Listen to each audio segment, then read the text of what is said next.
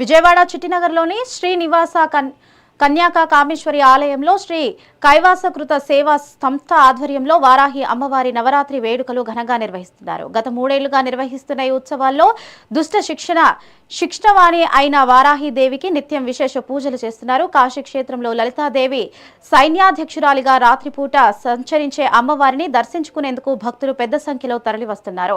నవరాత్రుల సందర్భంగా ప్రతిరోజు వివిధ రకాల పుష్పాలతో అమ్మవారికి అభిషేకాలు, విశేష అలంకరణలు చేస్తూ ఇష్టమైన ప్రసాదాలను నైవేద్యంగా సమర్పిస్తున్నట్లు నిర్వాహకులు తెలిపారు.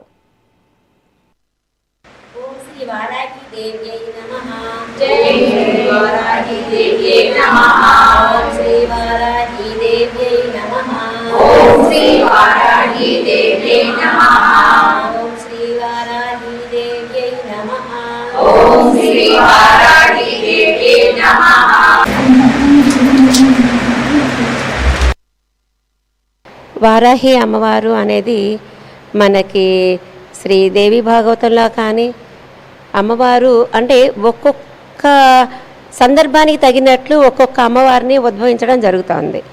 వారాహి అమ్మవారు అంటే లలితాదేవికి సైన్యాధ్యక్షురాలు కాబట్టి వారాహి అమ్మవారు మెయిన్గా మనకి తీసుకుంటే కనుక కాశీ క్షేత్రంలో వారాహి అమ్మవారిని అక్కడ కాపలాదారినిగా నిర్ణయించారు. ఆవిడ ప్రతిరోజు రాత్రిపూట గస్తీ కాస్తుందన్నమాట కాశీ క్షేత్రంలో. ఈ విషయం అందరికీ తెలిసిన విషయమే.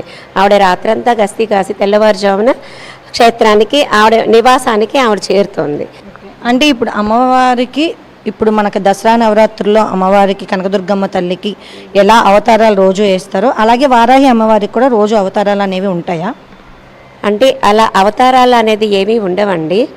మనం ఏంటంటే అమ్మవారిని విశేషంగా అర్చించుకోవాలి అంటే రోజుకొక రంగుతోటి లేపనాలతోటి అమ్మవారిని చేసుకోవచ్చు.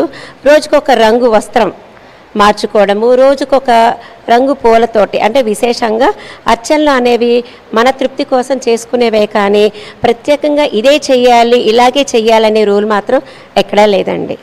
వారాహి అమ్మవారు అనేది మనకి శ్రీదేవి భాగవతంలో కానీ అమ్మవారు అంటే ఒక్కొక్క